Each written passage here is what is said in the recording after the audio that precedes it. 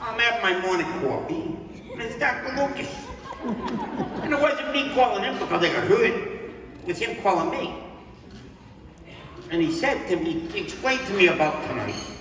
And he asked me if I would say a few words about him. So I'm like, I could write books about Dr. Lucas. First met Dr. Lucas when I was a teenager, and he was an intern, which probably makes him about 107.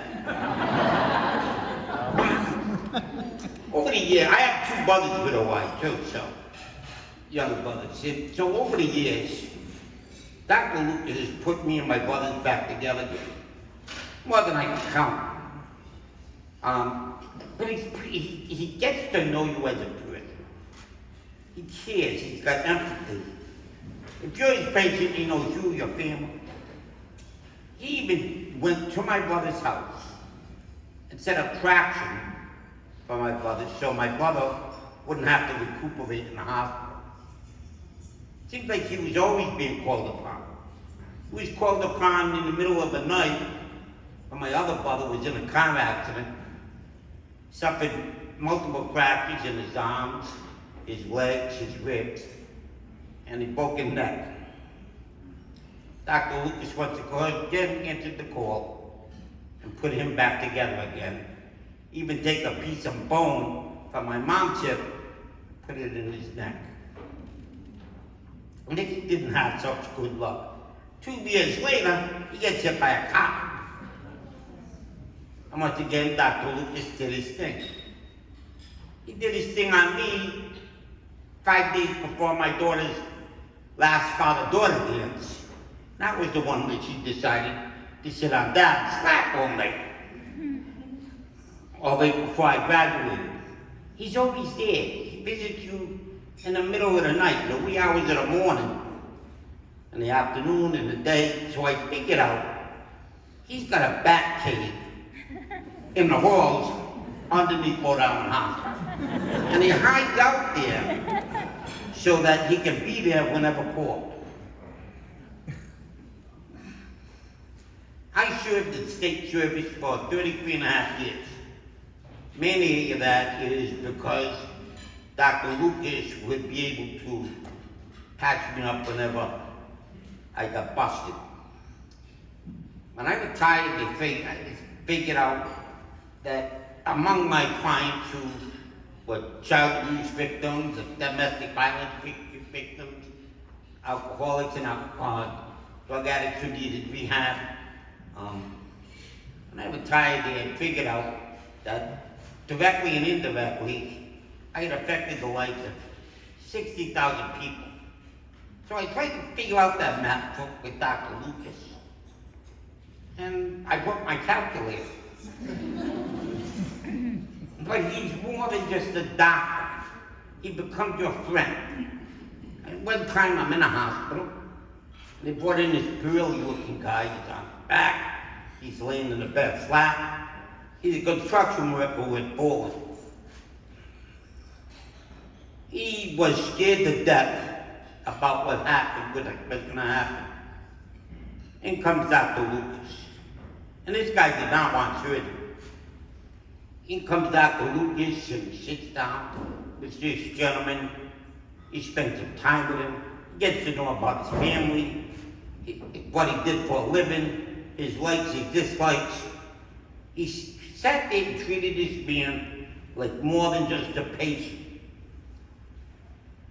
And at the end, the guy was still like, I don't want to have somebody cut over my back. At the end, Dr. Lucas said to him, look, I gotta go do a few things, I'll check back with you.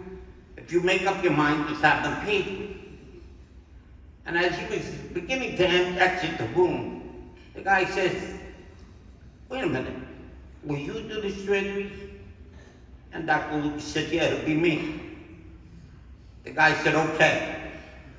Within 45 minutes, he had gained that man's trust and made him believe in him. But that's the kind of guy he is. I've never met anybody who didn't know Dr. Lucas and was just raved about what a good guy he was, how personable, how comfortable they made him feel, and how we spent time to listen to them. I've been in the ER a lot of times, and there were times when a physician in the ER didn't want to hear, like, hey doc, there's something really wrong. You need to call Dr. Lucas. And turn would come back and say, well, we don't see nothing, and the x-rays, so we're just gonna send you home. I said, now there's something really wrong. Call Dr. Lucas. We get into a battle. Dr. Lucas would finally be called, he'd talk to him, and he'd say, hey, Mike says it's broke. It's broke. And they would sure enough, many times, surgery the next day to fix a broken leg or arm. He's always been like that. He's always there. He's like hanging out in that bat cave on the Rhode Island Hospital waiting to be called upon. And there's not enough time to explain to you how many lives he affected. But if I affected 60,000, he affected way more than I could have ever. He's loved by my family. He's loved by everybody I know. He even teamed up with my wife against me sometime when I'm being a difficult patient. So, with Dr. Lucas, he has my admiration, my respect, and one of the biggest honors I've ever had was for him to call me and ask me to be here tonight. So I give you my love, my admiration, and my respect always. Thank you.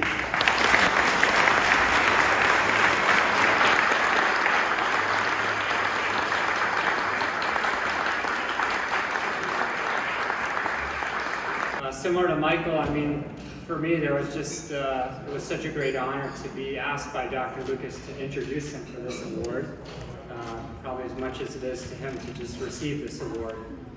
So I've gotten to know Dr. Lucas through my time, first as a medical student, then resident, then fellow, now as a partner, colleague, and friend. To honor Dr. Lucas for excellence as a physician is an understatement. When I think about excellence as a physician, not only do I think about medical knowledge and technical skill, but also about compassion, caring, and devotion to patients. And no one truly exemplifies these behaviors more than Dr. Lucas. No task is truly beneath him, even those typically assigned to residents. On the weekends, you can often find him pulling dreams and changing dressings in his golf polo before he hits the links. One of my most lasting memories from a fellowship didn't take place in the operating room or the office, but on one Friday morning when we decided to visit one of our patients in a nursing home. We watched that patient who was nearly paralyzed from a spinal cord injury take his first steps up the stairs after surgery. And it's that devotion to patients that really defines his excellence as a physician. So congratulations, Dr. Lucas, on a lifetime of achievement, physician excellence, and an award well deserved.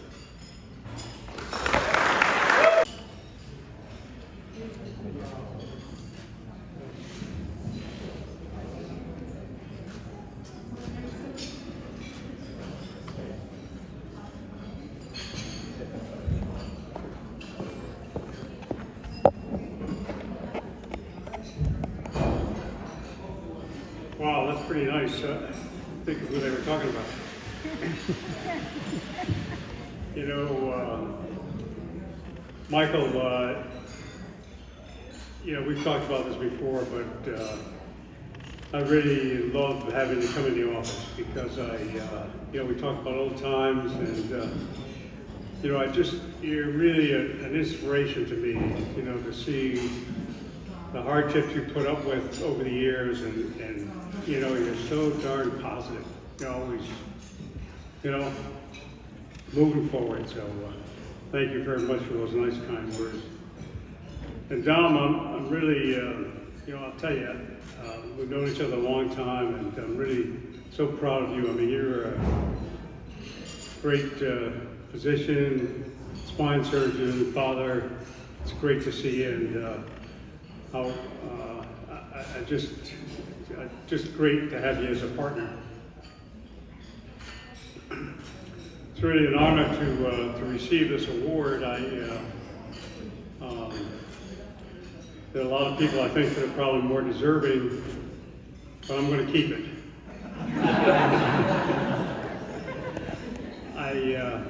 I knew Dr. Horwitz well. We treated many patients together over the years, and I still see some of his patients, and they remember him as I do, as such a kind and caring physician, and it's great to be honored this way with his name.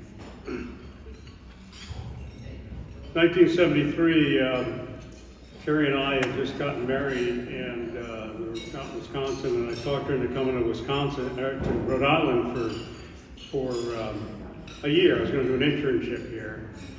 And then one year led to another, and now it's almost 50 years we've been in Rhode Island, and it's been a wonderful experience. Terry has been a loving wife.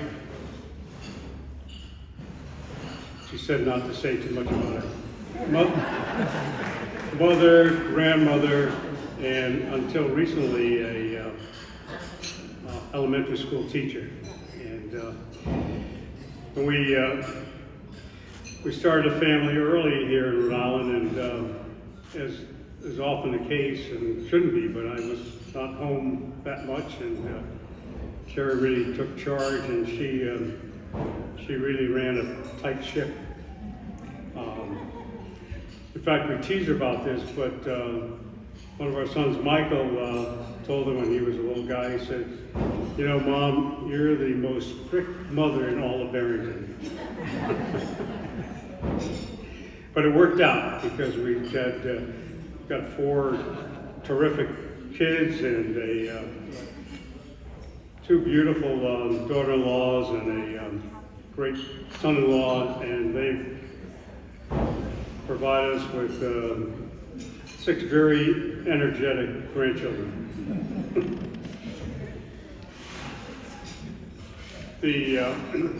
Over the years, certainly I've had the chance to interact with so many wonderful people, and it's really been a terrific experience, not only in the hospital, but in the operating room and in the office.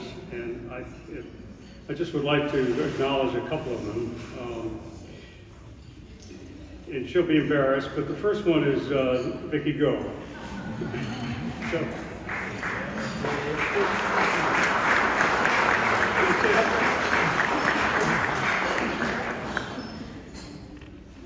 Vicki is a nurse anesthetist, and we've spent a lot of time together in the operating room.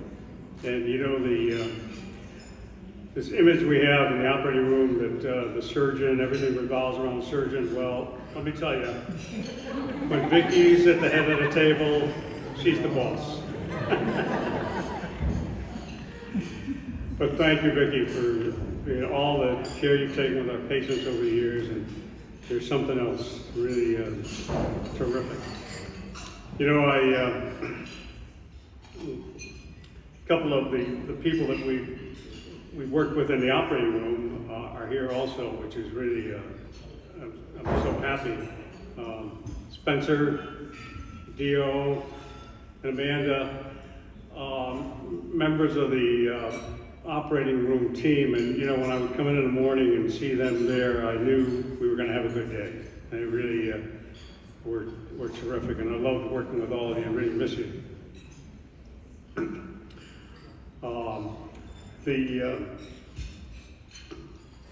A lot of people that are involved in the treatment of